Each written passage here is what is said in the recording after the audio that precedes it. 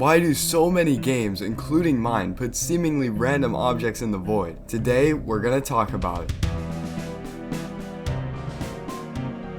Well, the short answer is instantiation. But what is instantiation, and why do objects need to be in the void to do this? Those questions I will answer. But I'm not just gonna tell you the answer, I'm gonna show you the answer. And Scratch is a great tool to show fundamental concepts. So that's why I'm gonna make a project in Scratch and show you an exact situation where an object would need to be in the void, so you would see what has to go on for this to happen. Okay, now that I'm in Scratch, it's time to make this project. First thing we're gonna do is get rid of this cat. We're going to go to the background here, and I'm going to make a little outline, something like this. And we can say that this is the player's screen, and this is the stuff that's off screen. We're going to make the game object here. I'm just gonna call this like coin, because coins are common examples of where this happens. Let's say this coin starts right here. That would mean that the coin is in the void. Alright, I mean, you're not seeing that. That's out of, this is the playable boundaries right here. So this is out somewhere where you can't get it. And so what we want to do here is, let's say when this sprite is clicked, we're gonna do the Scratch version of delete. We're just gonna be hiding it. So, and I'm just gonna restart the program here by making it show, because Scratch is weird. So when we click this, boom, it's not there anymore, right? So you've collected the coin, but you won't be able to click it because it's out of the game bounds. Now let's say there's an enemy.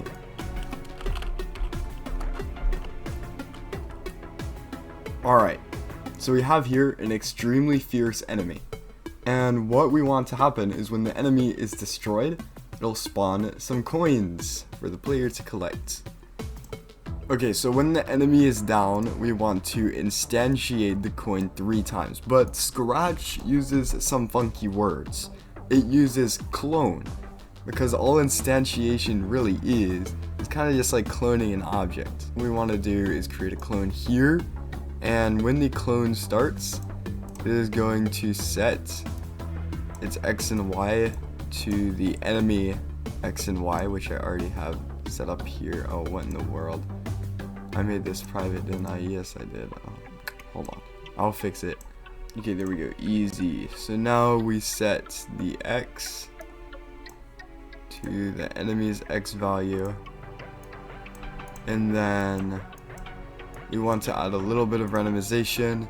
So change X, change Y.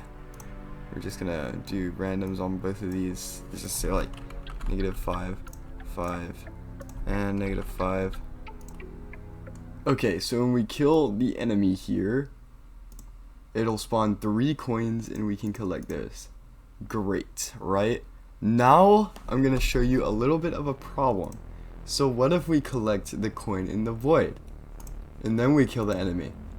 Where did it go? Well, if it's cloning itself or instantiating that object, if it's already collected or destroyed, when it goes to clone itself, there's gonna be nothing to clone. If it's handled within the coin itself, it's probably not even gonna run because the coin is no longer there. So right here, we can collect it, but if this is gone, we cannot. Now, if you were to do this in a real game engine, and you were to have the void coin be already collected when you try to instantiate it, it would create a null object reference, crashing your game, most likely.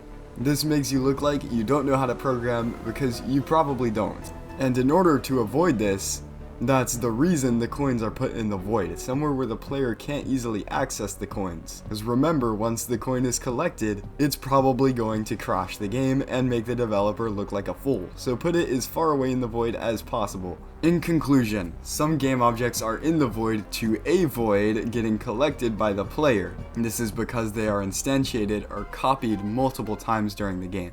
Hope you liked the video, make sure to smash like and subscribe, and I'll see you in the next one.